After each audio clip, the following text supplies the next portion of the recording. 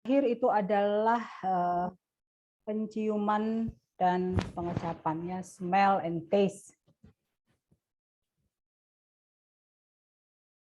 Smell atau olfaction, olfaksi, dan taste atau gustation. Jadi keduanya ini adalah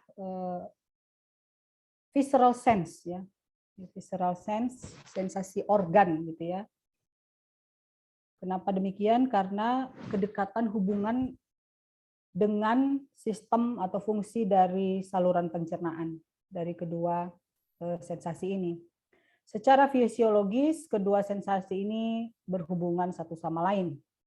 Rasa dari berbagai makanan itu sebahagian besar, ya, merupakan kombinasi dari taste and smell, ya, pengecapan dan penciuman, kombinasi. Jadi akibatnya satu makanan itu bisa berasa berbeda jika seseorang memiliki flu. Ya. Kalau dia flu, terganggu smell-nya, maka taste would be different. Ya. Jadi berbeda, karena fungsi penciumannya terganggu. Nah, kemudian keduanya ini, smell and taste ini masuk ke dalam kelompok chemoreceptors, yaitu reseptor yang stimulusnya adalah zat kimia, chemoreceptor, yaitu zat kimia yang terlarut di dalam mukus yang ada di hidung dan terlarut di saliva atau air ludah yang ada di mulut. Ya, tentu kalau yang smell, penciuman, itu dia zat kimianya terlarut bersama dengan udara yang dihirup, ya, kemudian dia harus di mukus karena reseptor penciumannya ada di dalam mukus. Nanti kita lihat strukturnya. Karena stimulusnya berasal dari sumber luar, maka juga dia dikelompokkan ke dalam eksteroseptor, ya, ekstero. Sensasi dari penciuman dan pengecapan membuat seorang individu dapat membedakan antara sekitar 300 juta komponen yang ada di makanan. Kemudian untuk beberapa kelompok-kelompok hewan tertentu, hewan-hewan predator, ya, sensasi pengecapan dan penciuman ini, terutama penciuman, ya, ini menjadi sarana bagi hewan-hewan tertentu untuk mendeteksi adanya musuh, ya, atau untuk mendeteksi adanya jenis kelamin yang berbeda pada musim-musim kawin tertentu, ya, pada hewan. Jadi pada musim-musim kawinnya hewan jantan mengenali betinanya untuk dia kawini melalui penciumannya, ya. Dia mengenalinya melalui penciuman. Ya, kalau manusia mengenali jenis kelamin yang berbeda, wanita pria tidak dengan penciuman lah, ya. Makanya organ penciuman pada hewan tuh dia jauh lebih berkembang dibandingkan pada manusia, ya. Pada manusia ini masih sedikit primitif dia, ya. Dan to convert the information received into appropriate behaviors. Nah, informasi penciuman atau pengecapan yang didapatkan diubah menjadi perilaku yang sesuai. Bila kita mencium satu bau aroma yang busuk, tidak enak, bau kentut misalnya, maka kita secara spontan akan menutup hidung sambil berujar, "Bok, siapa yang kentut ini?" Ya kan? Nah, itu appropriate behaviors. Atau ketika memakan makanan yang terlalu pahit, kita langsung memuntahkannya, itu juga appropriate behaviors. Oke, kita lihat penciuman dulu, ya. Nah, neuron sensorik untuk penciuman, olfactory neurosensory neurons, terletak di bagian yang khusus dari mukosa nasal, rongga hidung, ya, yaitu suatu olfactory epithelium. Jadi dia ada selapis epitel yang berpigmen berwarna kekuningan, yellowish pigmented olfactory epithelium.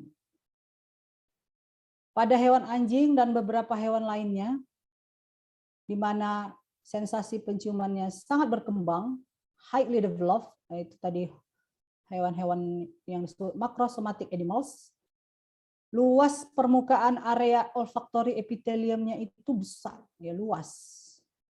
Sedangkan in microsomatic animals seperti manusia kecil, ada sedikit saja ya di bagian atas rongga hidung kita. Di manusia sekitar 10 cm kuadrat luasnya yang terletak di atap dari cavum nasi dekat dengan septum.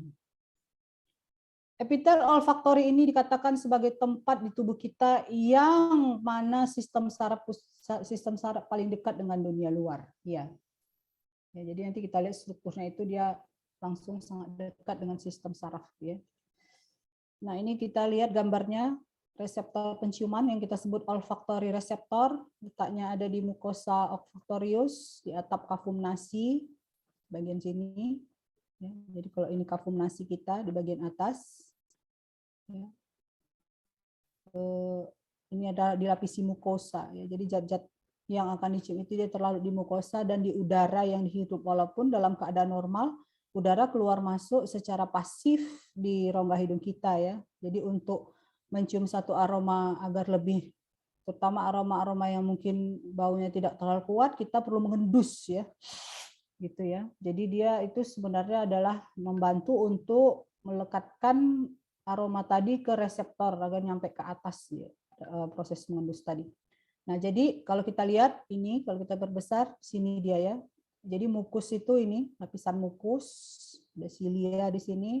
Sel-sel penciuman reseptornya itu, olfaktori reseptor itu yang ini.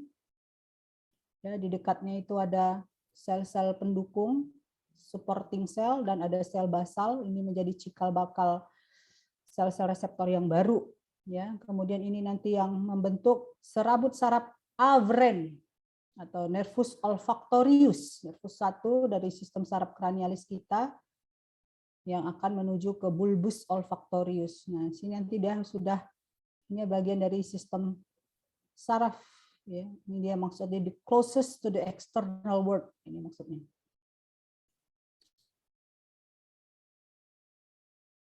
Epitel olfaktori pada manusia mengandung sekitar 50 juta sel-sel neuron sensorik bipolar. Ya. Yang diselingi dengan sel-sel sustentakular seperti glia yang merupakan sel pendukung dan sel-sel basal. Jadi ada sel reseptor, sel supporting, dan sel basal. Sel-sel olfaktori yang baru dibuat dari sel basal yang diperlukan untuk menggantikan yang telah rusak karena terekspos ke lingkungan.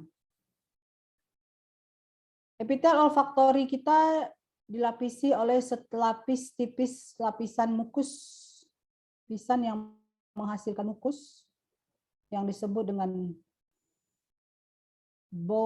supporting and Bowman's glands. Oh, ini adalah kelenjar yang menghasilkan mukusnya ya, yang terletak di bawah epitelium. Nah, jadi ini ada 3 sel ya. Ada 3 tipe sel di situ tadi, sel basal, ini sebagai prekursor pembentukan sel reseptor baru. Sel reseptor berganti setiap 2 bulan sekali. Kemudian yang kedua ada 2 sel reseptor, dan ada sel supporting yang mensekresi mukus yang melapisi rongga hidung. Kalau kita lihat struktur dari sel olfaktori itu ya, dia sangat khas sekali. Ini ya. Ini ada badan sel, ada nukleusnya, ini yang nanti akan menjadi nerve-nya, ya, ini dendritnya. Ujungnya terdapat knob besar yang mengandung silia, tempat melekatnya odoriferus atau odoran, ya, zat yang stimulannya, ya, zat yang mengandung stimulator. Kemudian akson dari neuron sensorik olfaktorius, inilah dia nanti yang menjadi nervus olfaktorius, akan melintasi cribriform plate, ini suatu lapisan pada tulang ethmoidalis dan masuk ke bulbus olfaktorius. Kalau saya balikkan gambarnya, yang ini ya. Ini si cribriform plate ethmoid bone, tulang ethmoidalis. Os ethmoidalis. dan masuk ke bulbus olfaktorius. Di bulbus olfaktorius, akson-akson dari sel-sel olfaktori akan berkontak pertama sekali dengan dendrit dari sel mitral. Jadi dia sinapsnya pertama ke sel mitral dan ke sel tufted. Ya, untuk membentuk unit sinaptik yang terpisah secara anatomis yang disebut dengan glomerulus olfaktorius. Nah, tadi ada istilah glomeruli kalau banyak ya. Bedakan dengan yang glomeruli ginjal. Bulbus olfaktoris juga berisi sel-sel periglomerular. Ini merupakan sel-sel inhibitory yang menghubungkan satu glomerulus dengan glomerulus lainnya. Kemudian ada sel granul. Sel ini tidak memiliki akson dan membuat sinaps timbal balik atau reciprocal sinaps dengan dendrit lateral dari sel mitral dan sel tufted. Jadi ini jalinan sinaptiknya mirip seperti yang di retina ya. Retina ada sel bipolar, ada sel ganglion, ada sel amakrin, ada sel horizontal. Nah, ini juga demikian ya. Ada sel mitral juga, ada sel tufted, sel periglomerular dan sel granul. Pada sinap-sinap ini sel mitral dan sel tufted mengeksitasi sel granul dengan melepaskan glutamat, jadi neurotransmitternya adalah glutamat. Kemudian sel granul menginhibisi sel mitral dan sel tufted dengan menghasilkan neurotransmitter inhibitorik yaitu GABA. Jadi ini tadi sel-sel reseptornya. Dia representasikan di sini dengan berbagai warna yang berbeda-beda. Ya, tiap warna bergabung menjadi satu, warna merah. Akson-aksonnya membentuk nervus olfaktorius ya. Warna biru bergabung ke biru semua. Nah, ini membentuk glomeruli olfaktori. Glomeruli olfaktori bersinap ke sel mitral. Ya, kemudian nanti akson-aksonnya akan menuju ke korteks cerebri dan ke sistem limbik. Ini semua ada di bulbus olfaktorius. Dia dekat sekali dengan otak ya. Ini udah otak ini, brain. Untuk lebih jelasnya lagi, nah jalinannya seperti ini. Di sini dia udah tunjukkan sel periglomerular ya, sel granul, sel mitral, sel tufted. Basic neural circuit in the olfactory bulb. Ya. Sirkuit neural dasar pada bulbus olfaktorius. Note that olfactory receptor cell with one type of odorant receptor project to one olfactory glomeruli, and olfactory receptor cell with another type of receptor project to a different olfactory glomeruli. Jadi tiap-tiap sel-sel olfaktori ini, ya, saya balikkan gambar yang ini sama ya seperti itu. Dia direpresentasikan dengan warna-warna yang berbeda ini karena dia mendeteksi satu komponen zat bau. Ya, satu komponen zat bau. Jadi ada suatu zat bau A terdiri dari berbagai komponen, katakan misalnya ada 5 komponen zat kimia di dalamnya, maka tiap-tiap reseptor ini mendeteksi satu zat kimia. Jadi satu komponen zat bau. Nanti komponen zat kimia yang sama akan bersatu membentuk glomeruli yang sama. Nah, itu maksudnya kalimat yang ini tadi ya. Nah, kemudian solid black arrow signify inhibition. Ini gambar yang tanda panah hitam menunjukkan proses inhibisi melalui GABA. And white arrows signify excitatory connection via glutamate release. Mana di sini? Ya, oke. Kemudian selain kita menjumpai adanya saraf-saraf olfaktori di epitel olfaktori kita, ternyata juga di epitel olfaktori itu banyak dijumpai free nerve endings. Free nerve endings kita tahu adalah satu reseptor untuk nyeri yang merupakan, kalau di sini dia free nerve endingnya berasal dari serabut-serabut saraf trigeminal, pain fibers. Nah, serabut-serabut nyeri ini bisa bersamaan juga terstimulasi bersamaan dengan menghirup aroma-aroma tertentu sehingga menimbulkan sensasi nyeri ketika menghirup aroma tertentu. Biasanya aroma itu adalah irritating substances, ya, zat-zat yang mengiritasi sehingga menghasilkan karakteristik bau yang menyakitkan seperti peppermint, mentol, dan klorin. Aktivasi dari ujung-ujung saraf bebas ini melalui nasal iritan, zat-zat iritan, juga dapat menyebabkan bersin, lakrimasi, respiratory inhibition, dan refleks-refleks lainnya. Ya, jadi selain spatial sense atau spatial receptor, yaitu olfactory receptor ada di olfactory epithelium, sel-sel yang general receptor seperti free nerve ending juga dijumpai di olfactory epithelium.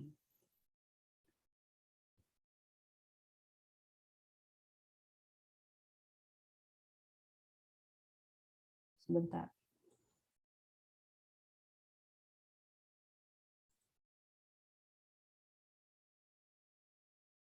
Mengapa kita bisa membedakan berbagai macam bau?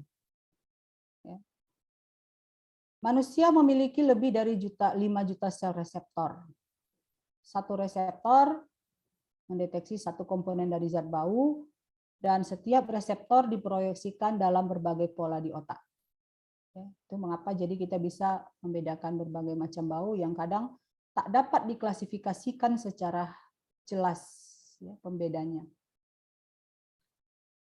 Bagaimana proses transduksi sinyal dari si odoran reseptor? Ya. Kita lihat gambar ini, yang gambar A, ini di suatu membran sel, tentu membran sel olfaktori ya. Ini ada reseptornya di sini, odoran reseptor. Ini satu komponen zat bau, ya. Kemudian reseptor odoran ini dia ternyata tergabung ke G protein couple. Ini ada enzim adenosine, ini ada kanal ion. Jadi ketika odorannya berikatan ke reseptor, reseptornya teraktifkan, ya. Ini subunit alfa dari G protein lepas dan mengaktifkan enzim adenilat siklase. Enzim adenilat siklase ini selanjutnya akan mengubah ATP menjadi siklik AMP.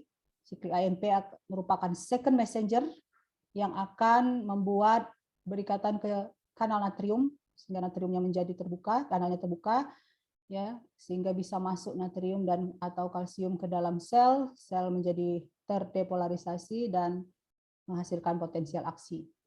Ya, jadi mekanisme pengaktifannya melalui second messenger system.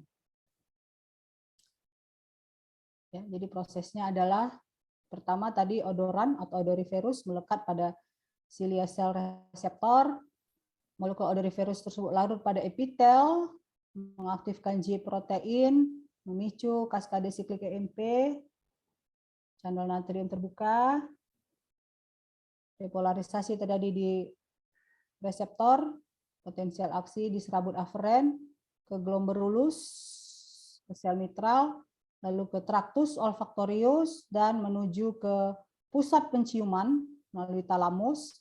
Selain ke pusat penciuman di korteks cerebri, sebagian serabut-serabut penciuman juga akan menuju sistem limbik, ya, untuk pengaturan behavior yang tadi ya. Nah ini juga sama, menjelaskan proses yang sama tadi ya. Olfactory pathway, jalur penglihatan, mulai dari reseptornya. Ya, di sini odorannya terikat. Ini bulbus olfactorius. Ini traktus olfactorius. Ke talamus, ke korteks. Di korteks persepsi sadar dan diskriminasi bau. Ke sistem limbik untuk pengaturan perilaku yang berhubungan dengan makan, kawin, dan orientasi arah. Ya, jadi misalnya sistem limbik tadi perannya seperti ketika mencium aroma yang tidak menyenangkan, kita otomatis menjauhi aroma tersebut kalau kita tahu sumbernya. Kemudian kita menutup hidung dan lain sebagainya. Itu behavioral reactions. Kalau yang pada hewan-hewan tadi ya, ketika dia mau mencari makan, menjauhi predator, mencari lawan jenis pada musim kawin dan lain sebagainya, itu juga behavioral reactions yang diatur oleh sistem limbik. Ya. Nah, kemudian penciuman itu sifatnya mudah beradaptasi, ya, sifatnya mudah beradaptasi. Jadi misalnya kita masuk ke dalam suatu ruangan dan ruangan itu dia, bentar ya.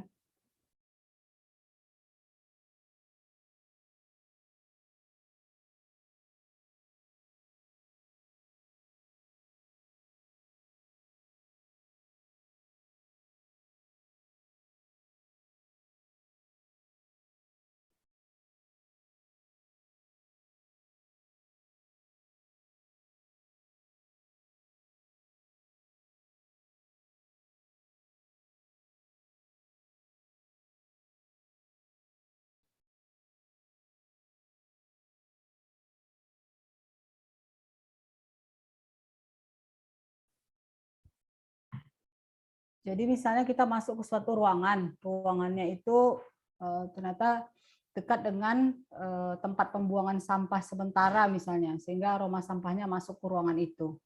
Kemudian kita masuk, kita cium, ih bau kali ya ruangan ini, kira-kira gitu kan. Nah terus,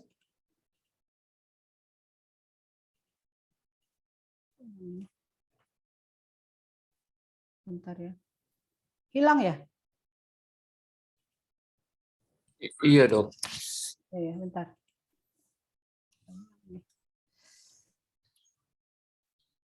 Mudah beradaptasi. Mana dia tadi? Oh, ini. Nah ini. Nah kemudian kita setelah mencium aroma tersebut, terus kita duduk di dalam ruangan itu selama setengah jam misalnya ya. Lama-kelamaan aroma itu tidak tercium lagi oleh penciuman kita. Bukan berarti sistem penciuman kita merusak, enggak. Tapi terjadi adaptasi. Buktinya ketika kawan kita baru datang, kita udah lama di dalam, dia masuk, dia bilang, "Ibu kali ya ruangan ini," gitu. Kita kan sejenak udah lupa, sesaat lupa karena sudah beradaptasi. Bau apa? Kita bilang gitu ya. Padahal tadi kita juga sudah mencium bau tersebut. Nah, berikut adalah proses adaptasi yang terjadi ya. Adaptasi pada sistem penciuman kita terjadi dalam beberapa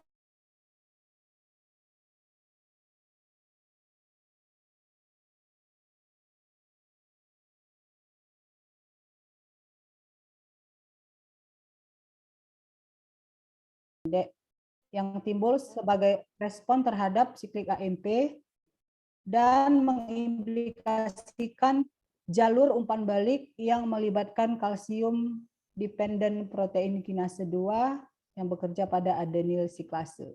Adenil ya sebenarnya. Baru yang ketiga ialah long term adaptation. Ini dia aktivasi dari guanila siklase dan siklik GMP. Kemudian selain itu terjadi juga pertukaran natrium kalsium untuk mengembalikan keseimbangan ion dalam proses adaptasi yang jangka panjang. Ini kira-kira proses adaptasi yang terjadi di membran sel reseptor ya, sehingga kita tidak lagi mencium bau-bau tadi kalau dipaparkan dalam waktu yang panjang. Selain itu, mukosa olfaktoris juga mengeluarkan suatu enzim yang kita sebut odoran binding protein, itu sama ini dengan yang nomor 1 tadi ya, yang berfungsi untuk membersihkan molekul odoriferus sehingga tidak secara terus-menerus menstimulasi reseptor olfaktorius. Kerja dari odoran enzim ini mirip seperti kerja enzim detoksifikasi pada liver yang fungsinya membersihkan mukosa dari odoran lama dan mengubah molekul yang berbahaya menjadi molekul yang tidak berbahaya. Oke, itu untuk penciuman ya. Kita lanjut, ini terakhir yang pengecapan. Taste ya. Reseptor pengecapan terletak di papil pengecap atau taste bud. yang terdapat di rongga mulut, ada juga di tenggorokan, yang paling banyak itu di permukaan lidah. Taste bud ini terdiri dari taste pore atau pori-pori pengecap, ini tempat masuknya tastan, ini zat yang akan dikecap. Kalau tadi penciuman, odoran, ini tastan. Sel reseptor pengecapan kita berganti setiap 10 hari, kalau yang penciuman tadi 2 bulan ya. Kemudian ada supporting cell juga di papil pengecap ini. Sel reseptor pengecapan dibentuk oleh sel epitel dengan banyak tonjolan di permukaan atau mikrofilia yang keluar melalui pori-pori pengecap untuk tempat bersentuhan dengan tastan. Hanya bahan yang larut dalam saliva yang bisa sampai ke sel reseptor. Ini gambarnya. Ini taste pore tadi. Ini kita ambil satu papil pengecap dari permukaan lidah ya. Ini sel-sel taste receptor cell, ini nanti yang jadi sensory fiber, neuron sensorik yang akan membawa informasi pengecapan tadi. Nah, kalau rasa dapat diklasifikasikan, beda dengan bau tadi ya. Beribu-ribu rasa yang kita kecap dikombinasikan ke dalam 5 rasa utama, asin, asam, pahit, manis, dan umami. Nah, cara menstimulasinya juga beda-beda. Asin distimulasi oleh tastan yang asin, terutama NaCl. Natrium masuk secara langsung ke natrium channel pada sel reseptor sehingga bagian dalam membran menjadi terdepolarisasi. Asam distimulasi oleh zat asam yang mengandung H positif bebas, H positif memblok K pengeluarannya berkurang sehingga terjadi kenegatifan yang berkurang alias depolarisasi. Kemudian manis distimulasi oleh glukosa atau zat pemanis lainnya seperti sakarin, aspartam. Ini dia dengan second messenger tadi ya, mengaktifkan J protein, mengaktifkan siklik AMP, fosforilasi dan memblok channel kalium, terjadi depolarisasi. Pahit distimulasi oleh alkaloid, contohnya kafein, nikotin, strychnine, morfin dan bahan toksin lainnya. Pahit mengaktifkan J protein, men-set off siklik AMP, terjadi depolarisasi. Reseptor untuk rasa pahit itu berkisar 50-100 buah pada lidah dan masing-masing berespon terhadap rasa pahit tertentu. Rasa pahit merupakan suatu alarm terhadap bahan berbahaya dan beracun untuk dikonsumsi. Ya. Kalau rasa pahit ini dia sensitivitasnya tinggi, ini ya, rasa pahit. Reseptor untuk rasa pahit di lidah kita ini tinggi sensitivitasnya. Sedikit saja itu sudah menimbulkan rasa pahit, sudah kita sadari rasa pahitnya. Which is very good. Kenapa? Ini mekanisme protektif. Karena bahan-bahan toksik biasanya berasa pahit, sehingga kalau ketika masuk ke mulut, kita langsung segera memuntahkannya, mengeluarkannya. Ya. Umami distimulasi oleh asam aminoglutamat yang berikatan dengan G protein couple dan mengaktifkan second messenger system. Nah, itu tadi keterangannya, jalurnya kira-kira seperti inilah. Tinggal nanti kalian baca lagi nya prosesnya. Ini yang untuk asam, pahit, manis, umami, ini yang asam, H positif tadi ya, yang asin, natrium. Di sel reseptor, ini sinapsnya. Kemudian kalau kalian masih ada membaca buku-buku yang katanya manis paling banyak reseptornya di ujung lidah, asam dan asin di pinggir, pahit di belakang, ya bolehlah bukunya dimuseumkan ya, sudah menjadi buku langka karena itu sudah tidak kita terima lagi ya. Reseptor pahit, asam, manis, umami, asin itu semua tersebar ada di bagian-bagian mulut, rongga mulut dan lidah, ya tidak spesifik ada di satu tempat seperti itu. Dulu ya memang itu. Dulu saya kuliah tahun 99 juga begitu disebutkan. Ya, sekarang perkembangan ilmu pengetahuan dan teknologi sudah mendapatkan bahwa seluruh permukaan lidah ada reseptor tersebut. Ya, buktinya kalau kalian ambil aja obat yang pahit, taruh aja di ujung lidah. Kalau tadi kata buku lama di ujung lidah ini untuk yang manis, nah, ambillah obat paracetamol, ambil sedikit, pecahkan, gerus, nah, terus taruh di situ. Pahit ya, pasti berasa pahit. Karena ada reseptor pahit di ujung lidah. Oke, kemudian terakhir untuk jaras pengecapan, pathway-nya. Kalau penglihatan dari reseptornya dibawa oleh nervus 2, nervus opticus. Kalau pendengaran dan keseimbangan dibawa oleh nervus 8, vestibulocochlearis. Kalau untuk penciuman dibawa oleh nervus 1, olfaktorius. Untuk pengecapan dia dibawa oleh 3, nervus cranialis, yaitu nervus 7, nervus 9, dan nervus 10. Ya. Nervus 7, nervus facialis membawa informasi pengecapan dari 2/3 depan lidah, kemudian 2 nervus lainnya membawanya dari yang sepertiga belakang. Jalurnya menuju ke ke nucleus solitarius di medula oblongata, kemudian dia melewati pons, di talamus, dia di nukleus ventral posterior medial, lalu menuju ke gustatory cortex atau korteks pengecapan. Gustatory. Beberapa faktor mempengaruhi taste. Nomor 1 penciuman ya yang tadi ya. 80% penciuman taste itu adalah smell. Kemudian dipengaruhi oleh termoreseptor, mekanoreseptor, dan nociceptor. Serta dipengaruhi oleh temperatur tubuh dan tekstur makanan. Itu mengapa kalau kita demam, berasa pahit lidah, tidak enak gitu ya, karena ini bahwa temperatur tubuh, suhu tubuh itu juga mempengaruhi taste, sensasi pengecapan kita. Tekstur makanan, kalau rasa pedas itu menstimulasi selain special sense, reseptor pengecapan juga menstimulasi ujung-ujung saraf bebas. Ya. Oke, selesai. Terima kasih. Silakan kalau ada yang ingin ditanya. Izin bertanya, Dok. Iya. Ini tentang yang tadi, Dok, sistem vestibulo dan keseimbangan segala macam, Dok. Iya. Misalnya ada kalau misalnya di udara, Dok, ada kejadian pesawat gitu, dia ada turbulensi lalu sampai jatuh ke G-force gitu, Dok, gravity force gitu. Dan misalnya ada orang yang nggak terbiasa dengan hal tersebut, malah ada sinkop vasovagal, Dok. Itu kaitannya ada nggak, Dok, dengan sistem keseimbangan tadi, Dok? Atau memang karena kaget aja, Dok? Kaitannya dengan sistem keseimbangan ada.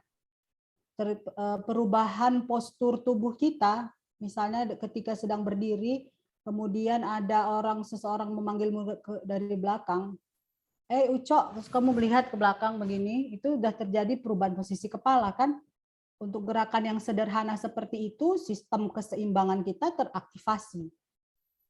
Input dari aparatus vestibularis ataupun dari otot-otot sekitar leher yang mungkin berkontraksi akibat gerakan tadi akan teraktifkan. Nah, untuk kasus yang seperti yang kamu bilang, ya mungkin seluruh sistem yang berperan pada keseimbangan juga akan teraktifkan. Nah, mungkin karena stimulasi ini sifatnya sangat besar, ya seperti turbulensi tadi kamu bilang tiba-tiba jatuh atau mendadak dari posisi yang tinggi turun ke bawah, ya, akan mengaktifkan seluruh sistem keseimbangan kita secara simultan. Nah, input yang datang ini bisa mempengaruhi sistem outputnya dari batang otak tadi, bisa mempengaruhi ke luaran otonom. Jadi dari pusat muncul output melalui sistem saraf otonom sehingga menimbulkan gejala-gejala otonom bisa terjadi. Ya, kalau misalnya contoh sederhana, kalau kita di perjalanan yang berkelok-kelok misalnya, rasa mual ya kan, muntah, itu kan adalah respon otonom dari sistem gastrointestinal. Ya, kalau sinkop bisa terjadi, apakah ini terjadi penurunan tekanan darah secara drastis sehingga dia sinkop, menjadi pingsan, yang merupakan efek dari otonom akibat stimulasi yang mendadak besar tadi, bisa.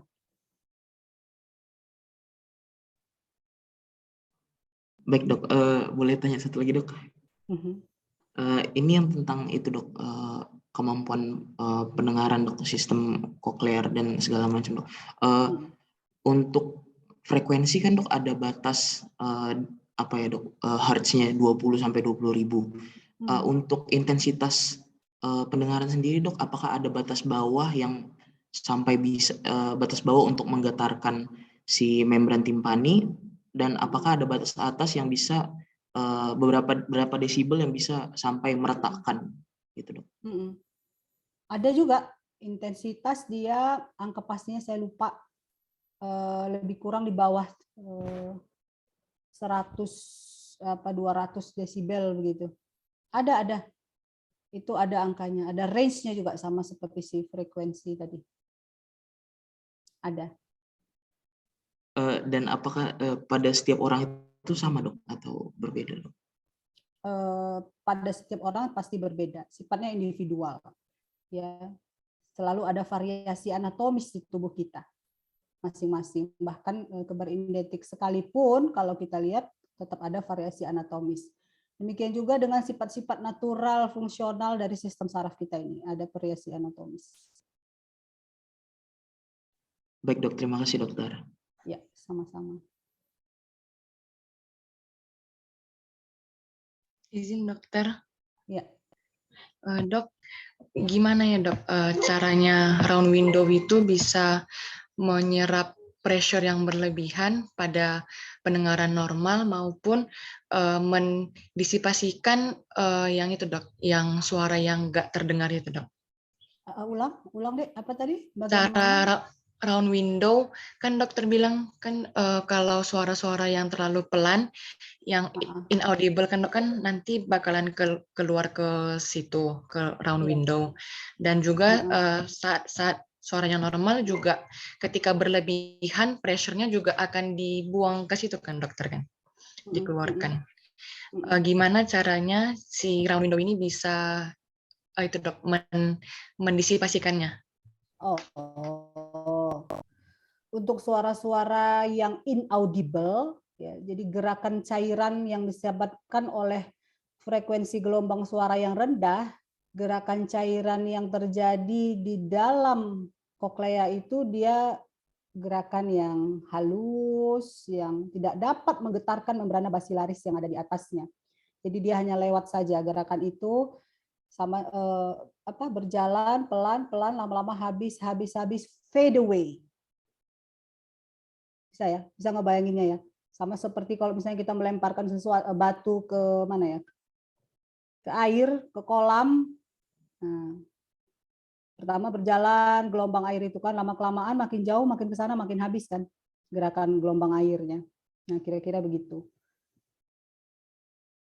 Kalau yang menyerap pressure itu dok, pressure yang ini berlebihan di saat pendengarannya biasa. Kalau untuk pendengaran yang biasa, yang inaudible, dia tidak diserap seperti yang pertama tadi. Untuk gelombang-gelombang suara yang audible, dia mampu menggetarkan membrana basilaris yang ada di atasnya. Ya, jadi dia gerakan gelombang airnya itu menggetarkan membrana basilaris yang di atasnya, membrana basilaris sendiri di dalamnya ada endolimf. Endolimfnya pun akibat frekuensi yang optimal tadi tergetarkan sehingga muncul eksitasi sel rambut. Gitu. Jadi suara-suara yang audible dia tidak pergi ke round window, dia menggetarkan ke membrana basilaris.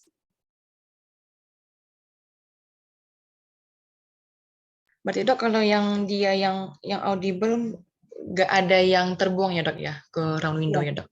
Enggak. Oh, baik dokter. Terima kasih dok. Ya. Izin bertanya dokter. Silakan. Perkenalkan nama saya Grace dok. Saya ingin bertanya dok untuk yang tadi dokter menyebutkan bahwa sistem penciuman itu mudah beradaptasi dok. Tapi di sistem penciuman kan ada free nerve ending-nya dok. Misalnya kalau misalnya ada orang yang menyalakan lilin aromaterapi misalnya kayak lilin mentol gitu dok, kan bisa terangsang free nerve ending gitu dok. Jadi kalau misalnya sistem penciumannya sudah beradaptasi, apakah yang free nerve endings-nya itu juga ikut beradaptasi atau tetap kayak berair mata gitu dok? Jadi free nerve ending itu yang ada di mukosa olfaktorium biasanya dia distimulasi oleh zat-zat bau yang bersifat iritan. Nah, tadi sudah saya sebutkan ya, zat-zat bau yang bersifat iritan yang mampu menstimulasinya sehingga menimbulkan beberapa reaksi seperti yang tadi kita sebutkan ya. Tapi kalau zat-zat bau itu bukan sesuatu yang iritan, ya, kalau aromaterapi saya rasa tidak mungkin iritan karena dia aromaterapi untuk membuat terapi, membuat tenang, damai dan lain sebagainya ya, bukan aroma harum.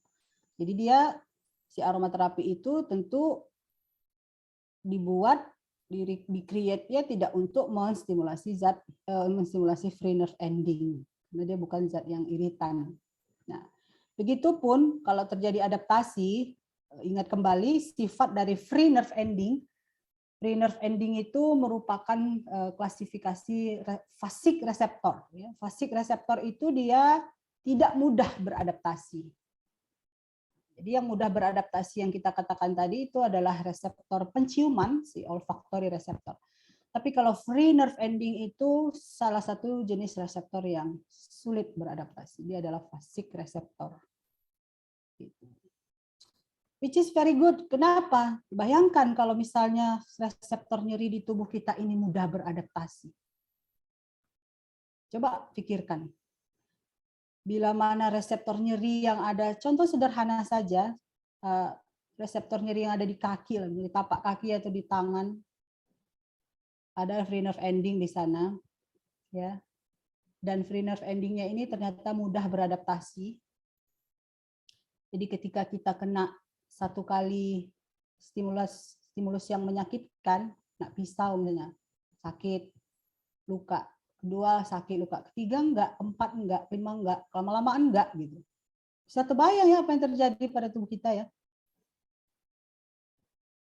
Paham kan maksud saya kan? Itu tidak terjadi di tubuh kita karena setiap kali terstimulasi dia tidak akan beradaptasi.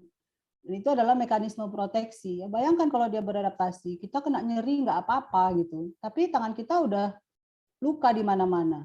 Ya. Pijak paku misalnya nggak sakit karena udah beradaptasi, ya udah berdarah semua ya, jahit paku, jahit batu, benda tajam dan lain sebagainya. Ya, jadi free nerve ending-nya tidak beradaptasi. Baik dokter, lalu satu lagi boleh dok? Boleh. Untuk orang-orang yang COVID gitu dok, kalau misalnya dia mengalami anosmia itu terjadi kerusakan di bagian mananya ya dok? Apakah di reseptornya atau di bulbnya gitu dok? Orang-orang yang anosmia pada COVID-19. Gimana? Siapa yang bisa menjawab? Kalian kan sudah banyak ikut webinar ya. Webinar COVID, ya kan wajib lagi ikut di absen kemarin itu ya kan. Ada yang bisa menjelaskan? Sebenarnya saya nggak mau jelasin karena itu salah satu soal ujian. Nah, ada bocor kan? Ayo, siapa yang bisa jelasin? Kalau udah bisa jelasin nanti udah bisa jawab soalnya. Izin dokter. Ya. Sitokin stormnya ya dok ya, mengganggu di sarafnya, merusak di saraf. Sitokin, badai sitokin akibat infeksi COVID merusak apa? Merusak sarafnya dok. Iya, saraf apanya? Saraf yang mana? Kurang tahu dok, yang mana spesifiknya. Iya, ya. Siapa tadi yang bertanya itu? Saya dokter Grace. Grace, ya. Iya, sorry ya Grace, nggak boleh dijawab. Oke dokter. Oke. Terima kasih banyak dokter. Ya, oke, sama.